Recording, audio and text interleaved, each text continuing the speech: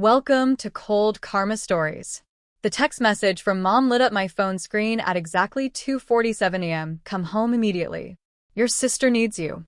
I stared at those words until they burned into my retinas, my hands shaking with a familiar mixture of rage and resignation.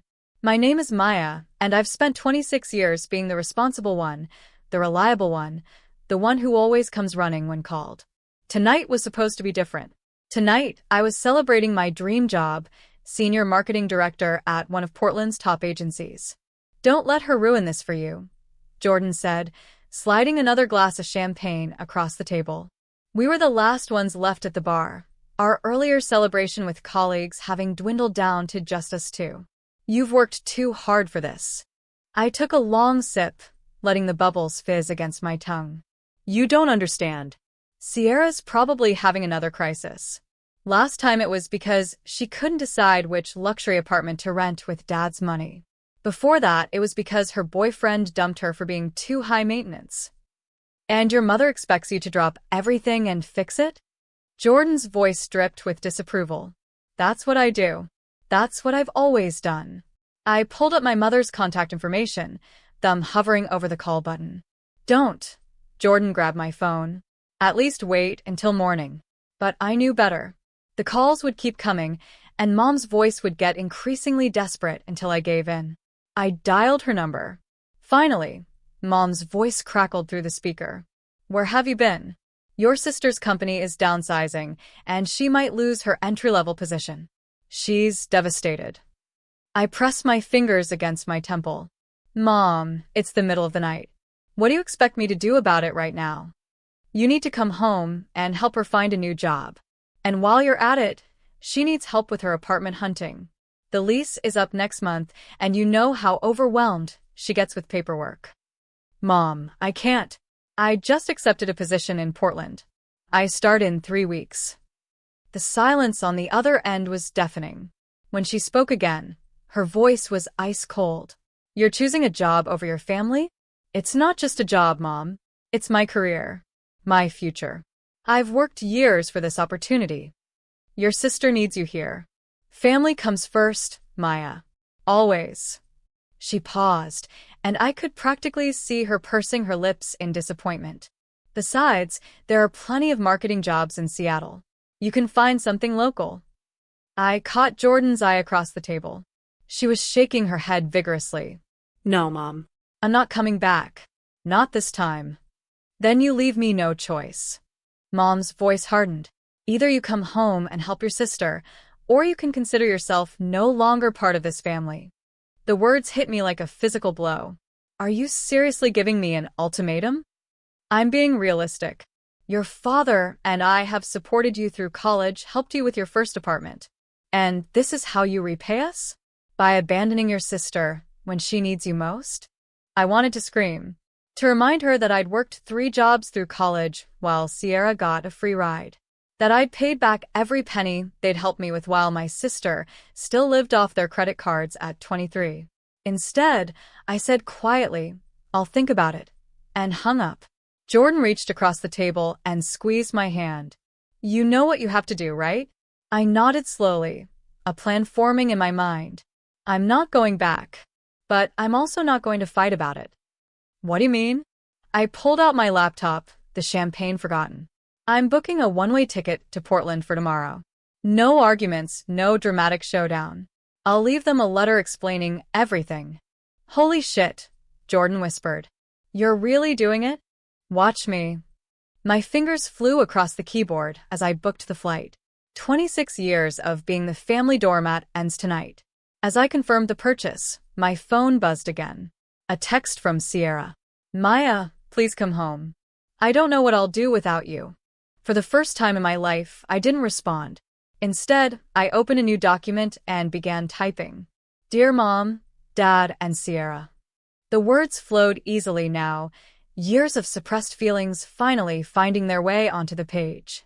Tomorrow they'd wake up to find me gone. Tomorrow they'd finally have to face the consequences of their actions. Tomorrow, my new life would begin. But tonight, I had a letter to write. The sun hadn't risen yet when I finished the letter. My hands were trembling as I sealed the envelope, My entire life's frustrations condensed into 3 pages of brutal honesty. Read it, I told Jordan, who'd stayed with me through the night. Tell me if it's too harsh. She unfolded the pages and began reading aloud. Dear Mom, Dad, and Sierra. By the time you read this, I'll be on my way to Portland. I know this isn't how you wanted things to go, but I can't keep setting myself on fire to keep others warm. Mom, you've always said family comes first, but you never meant the whole family. Just Sierra. When I worked 3 jobs in college, you called me selfish for not having time to help her with her homework. When I got my first promotion, you dismissed it because Sierra was having boy troubles that apparently needed my immediate attention. Dad, your silence has been just as damaging as Mom's demands. You watched me struggle, watched me sacrifice everything for Sierra, and never once stood up for me. Your passive acceptance of this dynamic made you complicit. And Sierra, I love you, but you're 23 years old. It's time to grow up. Your problems aren't emergencies that require everyone else to drop their lives. Your inability to handle basic adult responsibilities isn't cute anymore. It's exhausting. I'm not doing this to hurt any of you. I'm doing this because for the first time in my life, I'm choosing myself. I've accepted the position in Portland. I've signed a lease on an apartment. I'm starting fresh. Don't try to guilt me into coming back. Don't try to manipulate me with threats of cutting me off. I've been independent since I was 18. Nothing will change except that I'll finally be free to live my own life. If you want to have a relationship with me moving forward, it needs to be on equal terms. No more expectations that I'll drop everything for Sierra. No more guilt trips. No more ultimatums. I hope someday you'll understand. Love, Maya. Jordan looked up from the letter, her eyes wide. Holy shit, Maya. This is perfect. I zipped up my suitcase, already packed with the essentials. Everything else would be shipped later. You don't think it's too much? It's exactly enough. She helped me carry my bags to her car. Are you sure you don't want me to drive you to the airport? No, I'll take an Uber. You've done more than enough, staying up with me all night. The drive to my parents' house was surreal in the pre-dawn darkness. Jordan pulled up a block away, keeping the headlights off. I slipped out with the letter in hand.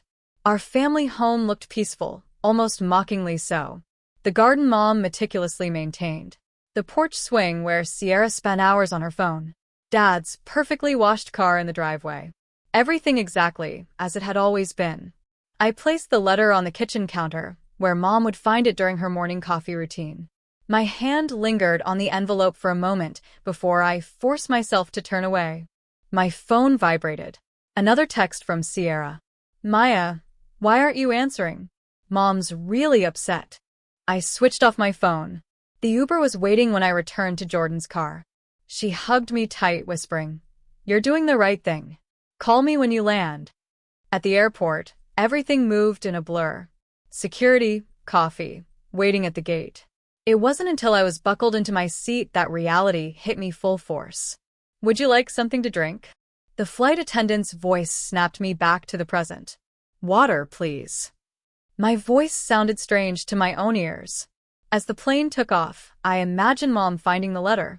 She'd be angry first, then hurt, then would immediately call Sierra to comfort her. Dad would read it silently, perhaps feeling a twinge of guilt, but ultimately deferring to Mom's reaction. And Sierra, I pictured her face crumpling as she realized her safety net was gone. Part of me ached for her, but a stronger part felt an overwhelming sense of relief. The city disappeared beneath the clouds, and with it, 26 years of being everyone's emotional support system. My phone stayed off in my bag, collecting missed calls and angry texts I wasn't ready to face. First time going to Portland? The elderly woman next to me asked kindly. No, I replied, managing a small smile. But it is my first time going there to stay. As the sun finally broke over the horizon, painting the clouds in brilliant oranges and pinks, I felt something I hadn't experienced in years. Hope. Whatever happened next, whatever storm I'd just unleashed, at least I was finally steering my own ship. The letter was written. The die was cast. There was no going back now. Portland hit me like a wall of rain and possibility. 3 weeks into my new life, and I still couldn't believe I'd actually done it. My tiny studio apartment in the Pearl District was a far cry from my spacious room back home, but every square inch was mine, earned with my own money, decorated to my own taste, and blessedly free of family drama. Maya, you got a minute? David, my new boss, poked his head into my office. I quickly minimized my email. 39 unread messages from Mom, 14 from Dad, and 71 from Sierra. Of course. David's office had a view of the city that still took my breath away. He gestured for me to sit. The Thompson campaign presentation was fantastic. The client loved your fresh perspective. Thank you. But he held up a hand. You seem distracted. Everything okay? I hesitated. David had been nothing but supportive since I'd started, but I kept my personal life private at work. Just adjusting to the city. He smiled knowingly. Your phone's been buzzing through meetings all week. Is it that obvious? Only to someone who did the same thing 20 years ago. He leaned back in his chair. Left San Francisco against my family's wishes. They didn't speak to me for 3 years. How did you handle it? By remembering why I left. He slid a file across his desk. Speaking of which, we're pitching to Amazon next week. Want to lead?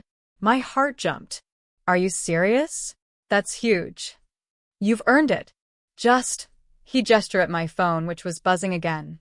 Deal with whatever that is. Clear your head. Back in my office, I finally turned on my phone sound. Immediately, a voicemail from Sierra played. Maya, please. Her voice was thick with tears. I lost my job. They said I missed too many deadlines. Mom's making me move back home, but I can't. I can't go backward like this. I need your help. Please call me back. I pressed delete, but my hand was shaking. Another voicemail started. Mom's voice, sharp. Maya Carter, your sister is falling apart and you're playing career woman in Portland. How dare you abandon your family like this? That letter was cruel and selfish. Call me back immediately. Delete. My phone rang. Jordan's face popped up on screen. Finally, a call I wanted to take. Your sister just showed up at my apartment, she said without preamble. What? Why? Looking for you, obviously. She's a mess, Maya. Mascara everywhere, wearing pajama pants in public. She got fired for real this time. I sank into my chair. Not my problem anymore. I know, but Jordan hesitated. She said she's been having panic attacks. Maybe we were too harsh. I was almost shouting now. You know what I mean. I wrote that letter alone. You encouraged me because you've watched me put my life on hold for them for years. A knock at my door made me jump. David stood there, concern etched on his face. I lowered my voice. I have to go, Jordan. Just don't let her guilt you into giving her my address. What about your dad? He's been asking about you too. Dad had 26 years to stand up for me. His guilt is not my responsibility either. I hung up and turned to David. I'm sorry about that. He sat down across from me. You know, when I left home, I thought I was just running away. Took me years to realize I was actually running towards something better. Did your family ever understand? Eventually, but only after I stopped trying to make them understand. He tapped the Amazon file. Sometimes the best revenge is success. My phone buzzed again. A text from Sierra. Found out you're working at Sterling and Associates. Guess family means nothing compared to a corner office, huh? I showed David the message. She's trying to track me down. Want my advice? Focus on the Amazon pitch. Pour everything into it. Success is the best boundary. It shows them you're thriving without them. I straightened my spine. You're right. Can I see the brief again? As I immersed myself in work, my phone kept buzzing with messages from home. But for the first time, the guilt was overshadowed by something stronger. Determination. Let them panic. Let them feel what it's like to handle their own problems. I had a presentation to nail. The Amazon pitch was a success, but I barely had time to celebrate before Jordan's urgent call came through. Your mom showed up at my workplace today, she said, her voice tight with anxiety. She's getting desperate, Maya. I was walking home from the light rail, the city's evening buzz surrounding me. What did she want? What do you think? She's trying to guilt me into revealing your address. But that's not the worst part. Jordan paused. Sierra's really spiraling. She totaled her car last week. I stopped walking. What? Was she hurt? No, just her pride and your dad's credit card. She was texting while driving. But here's the thing, your parents refused to buy her a new one. Seriously? I leaned against a building, processing this. Mom and Dad actually said no to Sierra? Apparently, they can't afford it. Your dad's business isn't doing well, and with Sierra moving back home. My phone beeped. Another incoming call. Mom. I have to go, Jordan. Thanks for letting me know. I answered Mom's call, bracing myself. Hello. Finally. Her voice was different. Less commanding, more strained. Maya, we need to talk about what you've done to this family. What I've done? I laughed incredulously. I made a career choice, Mom. I'm not the one who gave ultimatums. Your sister is falling apart. She's had to move back home. She can't find a job. And now she's having anxiety attacks. Is that what you wanted? I clutched my phone tighter. What I wanted was to live my own life without being Sierra's permanent backup plan. She's your sister. And I'm your daughter. My voice echoed off the buildings, turning heads of passing strangers. But you never worried about my anxiety, did you? When I was working 3 jobs in college, when I had to cancel my own plans constantly to rescue Sierra, a long silence followed. When Mom spoke again, her voice was quieter. We need you to come home. Just for a little while. Help her get back on her feet. Maya, please. Your father's business is struggling. We can't support her like we used to. So now that you can't enable her anymore, you want me to step in? I started walking again. Faster now. That's not happening, Mom. You're being selfish. No, I'm being successful. I just landed the biggest account of my career. I have my own place, my own life. For the first time, I'm putting myself first. And it's working. Another silence. Your father wants to speak with you. Dad's voice came through, hesitant as always. Princess, we miss you. My steps faltered. Dad hadn't called me princess since I was little. Dad. I know we messed up. I know I should have done more, said more. Then why didn't you? It was easier not to rock the boat. But seeing what it's done to you, to all of us. He sighed heavily. Sierra needs to learn to stand on her own feet. We see that now. But she doesn't know how. That's not my responsibility. No, it's ours. We failed both of you in different ways. His voice cracked. Just don't cut us off completely. Please. I reached my apartment building, fumbling for my keys. I need time, Dad. Space to build my own life without feeling guilty about it. I understand. But Maya? Yes. I'm proud of you. For being strong enough to leave. For succeeding. I should have said that years ago. Tears pricked at my eyes. Thanks, Dad. After hanging up, I sat on my building stoop, letting the city noise wash over me. My phone buzzed with a text from Sierra. Everyone's mad at me, and it's all your fault. I hate you. Minutes later, another text. I'm sorry.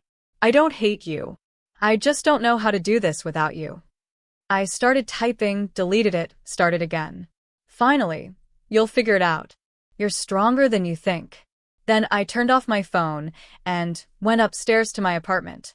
On my desk, the Amazon contract sat waiting for my signature. My first major client as lead director.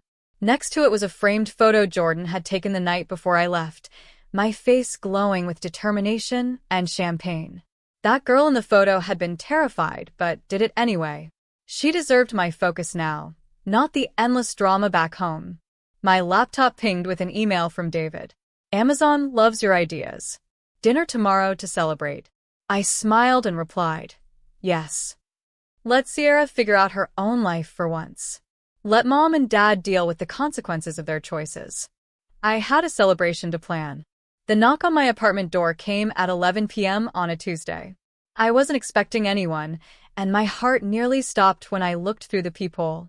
Sierra stood there, mascara streaked down her face, clutching a designer suitcase that probably cost more than my rent. "I know you're in there," she called out. "Your lights are on." I took a deep breath and opened the door. "How did you find my address?" "I called every real estate agent in Portland until I found one who remembered you." She pushed past me into the apartment. "Nice place. Kind of small, though." "What are you doing here, Sierra?" She dropped her suitcase with a thud. "Mom and Dad are being impossible. They've frozen my credit cards. They're making me apply for jobs. And Dad actually suggested I take a barista position." "Me? A barista?" I crossed my arms. The horror. "Don't be sarcastic. This is serious." She collapsed onto my couch. "I thought maybe I could stay with you for a while. Just until I figure things out." "Absolutely not. Come on, Maya. We're sisters." "Yes, we are. Which is exactly why you can't stay here." I remained standing, maintaining distance. "This is what you always do, Sierra. You create chaos, then expect everyone else to fix it. That's not fair." No? "What about my college graduation? You had a crisis because your boyfriend didn't like your dress, and Mom made me skip the ceremony to take you shopping." "I was young then." "You were 20. I worked my ass off for that degree, and I didn't even get to walk across the stage because you needed attention." Sierra's lower lip trembled. "Why are you being so mean?" "I'm not being mean. I'm being honest." I sat in the chair opposite her. "Do you know what I was doing when Mom called that night demanding I come home to help you?" She shook her head. "I was celebrating landing this job. The biggest opportunity of my career. And Mom expected me to give it up because you might have to face consequences for once in your life." I didn't ask her to do that. "No, you never explicitly ask, Sierra. You just cry and panic until someone fixes everything for you." She stood up abruptly, pacing my small living room. "So, what am I supposed to do? Live with Mom and Dad forever? Work as a barista? You're supposed to grow up. Get a job, any job. Learn to manage your money. Stop expecting other people to solve your problems." Easy for you to say. You've always been the perfect one, the responsible one. Because I had to be. My voice rose. "Do you think I wanted to work 3 jobs in college? To miss out on parties and dating because I was too busy being your backup plan?" Sierra stopped pacing, her face crumpling. "I didn't realize." No, you didn't. "Because you never had to think about anyone but yourself." My phone buzzed. A text from David about tomorrow's meeting. The real world, my new life, calling. "You need to leave," I said firmly. "Go home, Sierra. Face your problems head on for once." "Mom was right," she whispered. "You've changed. You're cold now." "No, I'm just done being everyone's safety net." I walked to the door and opened it. "You can stay in a hotel tonight if you want, but you're not staying here." She grabbed her suitcase, tears flowing freely now. "I thought you loved me." "I do love you. That's why I'm not enabling you anymore." At the door, she turned back. "What if I can't do it? What if I fail? Then you'll learn from it and try again. That's what adults do." After she left, I sat on my couch, shaking. My phone showed 3 missed calls from Mom already. Sierra had obviously called her. I texted Jordan. "Sierra just showed up at my apartment." She replied immediately. "Holy shit. You okay?" Yeah. Sent her away. Feel like a monster. You're not a monster. You're teaching her the lesson your parents never did. I looked around my apartment. Small but mine. Paid for with my own money. Decorated with my own taste. On my desk, the Amazon contract sat next to a stack of other projects. My new life, built on my own terms. My phone rang again. Mom this time. I turned it off completely. Tomorrow I had a meeting to prepare for. Tomorrow I would continue building my career, my independence, my future. And Sierra, for the first time in her life, she would have to build her own future too. Maybe that was the greatest gift I could give her, even if she couldn't see it yet. 2 months after Sierra's surprise visit, Jordan's weekly update call brought unexpected news. "Your sister got a job," she said, the surprise evident in her voice. I nearly dropped my coffee. "What kind of job?" "Receptionist at a dental office. And get this, She's been there for 3 weeks already. I sat down at my kitchen counter. You're kidding. Nope. Your mom's been complaining to everyone that it's beneath Sierra, but your sister's actually showing up every day. On time. Wow. I struggled to process this information. How do you know all this? Ran into her at Starbucks. She was on her lunch break, wearing scrubs and everything. She seemed different. More grounded. My phone beeped with another call. David. I have to go, Jordan. Work call. Maya. David's voice was serious. Can you come to the office? Now. 20 minutes later, I sat in his office, staring at him in disbelief. London. The Amazon campaign was so successful, they want us to handle their European launch. 3 months in London, leading the team. He leaned forward. It's a huge opportunity. When? Next week.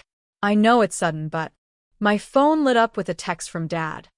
Please call. Emergency. I ignored it. I'll do it. You sure? It's a big move, even temporarily. Another text from Dad. It's about my health. Need to talk. My hand froze over the phone. David noticed. Everything okay?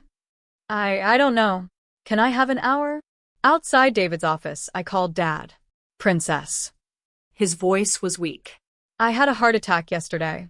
The world tilted sideways. What? Why didn't anyone call me sooner? Your mother wanted to, but I asked her to wait until I could talk to you myself. He paused for breath. It was a mild one. I'm okay. But there's more. What do you mean? The business, I've been struggling for months. The stress. Well, the doctors say I need to step back.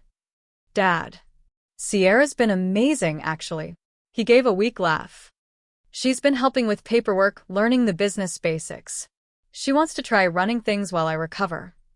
I sat down hard on a nearby chair. Sierra? Running the business? She's changed, Maya.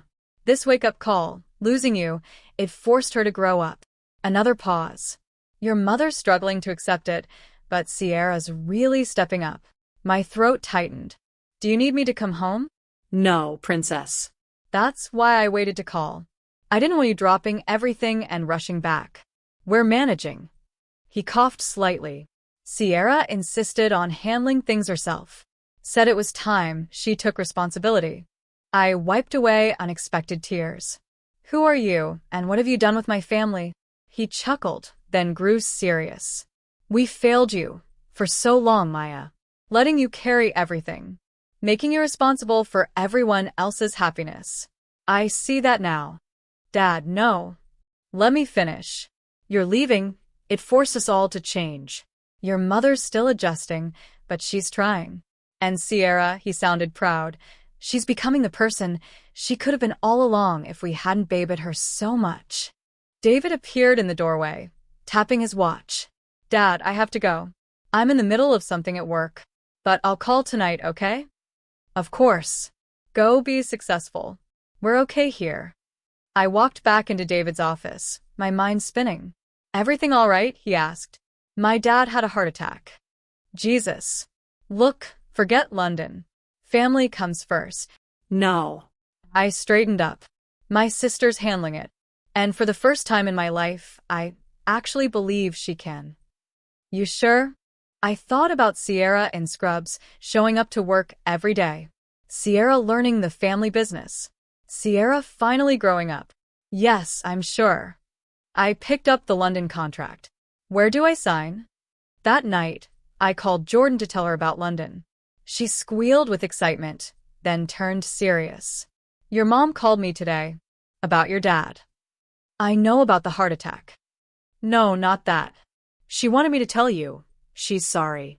Actually used those words. I sat in silence, letting that sink in. She said she's been seeing a therapist, working on her control issues. Jordan paused. People can change, Maya. Yeah. I said softly, looking at my packed suitcase for London. I'm starting to believe that. My phone buzzed with a text from Sierra. Heard about London. Congratulations. I mean it. For the first time since I'd left, I felt something shift. Not forgiveness exactly, but possibility. Maybe we all needed to find our own paths to grow up. Paris was everything I dreamed of and more, but Dad's second heart attack brought me home after just 6 weeks. Standing outside his hospital room, I barely recognized my sister in her business attire, typing furiously on her laptop. The insurance company is being difficult, Sierra said without looking up. But I've got it handled.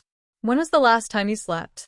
She finally met my eyes, dark circles evident under her makeup. Tuesday, maybe? I'm trying to run the business, deal with insurance, and coordinate with Dad's doctors. Mom's not coping well. Where is she? Cafeteria. She stress bakes now. The nurses are getting tired of her muffins. I sat beside her. How bad is it? The doctors say he needs bypass surgery. Triple bypass. Her voice cracked slightly. The business is struggling, and our insurance has a massive deductible.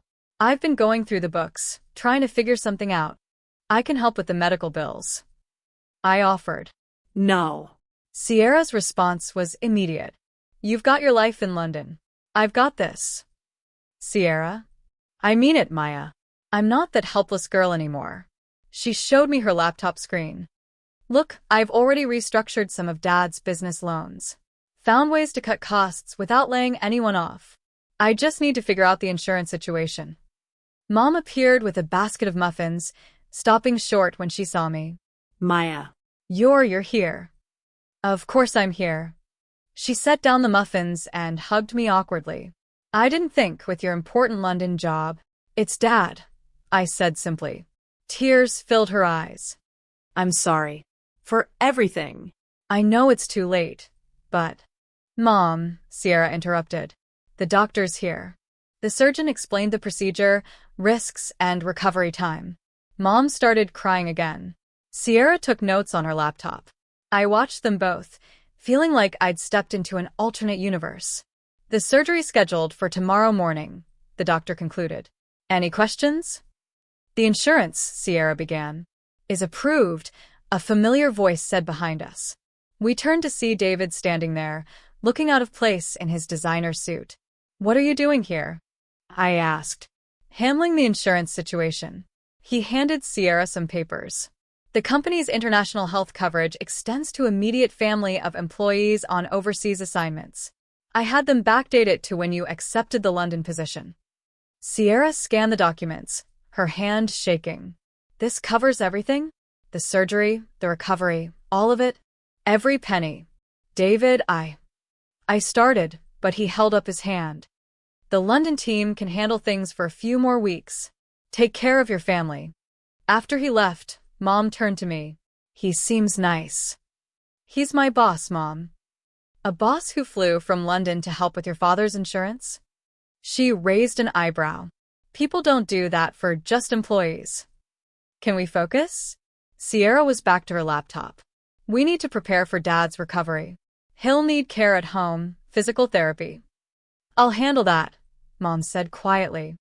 I've been talking to someone, a therapist, learning to be more present, less controlling. Mom's actually cooking now, Sierra added. Real food, not just stress baking. And you? I asked Sierra. How are you really doing with all this? She closed her laptop. Terrified. Overwhelmed. But also capable. For the first time in my life, I know I can handle things. Even if they're hard. Even if I'm scared. Your sister's become quite the businesswoman, Mom said proudly. She reminds me of you sometimes. No, Sierra shook her head. I'm not trying to be Maya anymore. I'm trying to be me. Just a better version. Dad was awake when we entered his room. My girls, he smiled weakly. All three of you together. The surgery's approved, Sierra told him. Everything's arranged. Never doubted you for a minute, sweetheart. He turned to me. London is treating you well? It can wait, I said. Family comes first. Mom flinched at her own words being turned around, but Dad just smiled. No, princess. Family comes first doesn't mean sacrificing yourself. It means supporting each other while everyone grows. He squeezed my hand. Go back to London after the surgery. We've got this covered. Looking at Sierra's quiet confidence, Mom's softened edges, and Dad's proud smile, I realized he was right. This wasn't the family I'd fled from months ago. We'd all changed, grown, learned to stand on our own and support each other in healthier ways. Okay, I agreed. But I'm staying until you're recovered from surgery. Deal, Sierra said. Now, let's talk about your marketing expertise. The business could use some fresh ideas. We spent the night planning, talking, and actually listening to each other. It wasn't perfect, but it was progress. And sometimes that's enough. Welcome to Carter and Carter Marketing. Sierra greeted me at the door of Dad's renovated office building. What do you think? I stared at the modern glass entrance, the sleek new logo, and the bustling employees visible through the windows. I barely recognize it. Wait until you see inside. She led me through proudly, pointing out changes. We've doubled our client base since implementing your marketing strategies. Dad mostly works from home now, but he comes in for the big meetings. And Mom started her own catering business. Turns out all that stress baking had a silver lining. She laughed. In the main conference room, Dad sat at the head of the table, looking healthier than I'd seen him in years. There's my London director. Not anymore, I corrected, hugging him. Portland's home base now. London is just a quarterly visit. Speaking of Portland, Sierra pulled out a folder. I have a proposal for you. Oh, we want to open a Portland branch. Dad and I talked about it, and she took a deep breath. We'd like you to run it. I blinked. What? As an equal partner, Dad added. Your sister's ideas and your marketing expertise, you'd be unstoppable. I already have a job. David thought you might say that. Sierra smiled knowingly. David? Who do you think approached us about a potential merger? Dad's eyes twinkled. Sterling and Associates Portland office merging with Carter and Carter. You'd head the combined operation. I sat down hard. You've been talking to David for months? Look, I know our history is complicated. Sierra sat beside me. But we're not the same people anymore. I'm not asking you to save me or fix anything. I'm asking you to be my partner. Equal stakes, equal responsibility. What about Mom? Won't she expect? Mom's too busy with her catering company to interfere. Dad chuckled. Though she does insist on providing food for all our client meetings. My phone buzzed. David, have they shown you the proposal yet? I texted back. You knew about this? Who do you think suggested it? You've outgrown being just an employee. Time to build something of your own. Sierra watched me nervously. I know it's a lot to consider. Show me the numbers, I interrupted. Her face lit up as she pulled out spreadsheets and projections. We spent hours going through them, debating strategies, building on each other's ideas. This wasn't the old dynamic of me fixing her problems. This was true collaboration. One condition, I said finally. Name it. We keep the offices separate. I run Portland, you run Seattle. We coordinate, but maintain independence. Already planned for that. She pulled out another document. Draft partnership agreement. Completely equal, completely independent. When did you get so corporate? When I realized I was actually good at it, she smiled. Turns out I just needed to find my own path instead of being pushed onto someone else's. Dad stood up. This calls for celebration. Your mother's been stress baking all morning waiting for an answer. I haven't said yes yet, I protested. Please, Sierra scoffed. I saw your face when you were going through those projections. You're in. She was right. The numbers were solid, the strategy sound, and the opportunity perfect. But more than that, the dynamic felt right. Equal, healthy. Mom was waiting at their house with a spread that could feed an army. Well, we're going to need a Portland office warming party, I said. She hugged me, whispering, I'm so proud of who you've become. Who you've helped us all become. Mom's getting sentimental, Sierra stage whispered. Quick, someone give her something to bake. We all laughed, naturally, easily, without the underlying tension that had marked our family gatherings for so long. My phone buzzed again. David, dinner tonight to celebrate? As your former boss and hopefully something more? I smiled, typing back, yes to both. Looking around at my family, Dad healthy and semi-retired, Mom finding her own passion, Sierra standing confidently on her own feet, I realized something profound. Sometimes running away isn't about escape. Sometimes it's about creating enough distance for everyone to grow into who they're meant to be. To Carter and Carter, Dad raised his glass. And to the daughters who made it possible. To finding our own paths, Sierra added. To healthy boundaries, Mom said softly.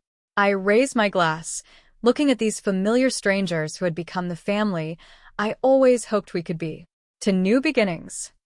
And this time, I truly meant it.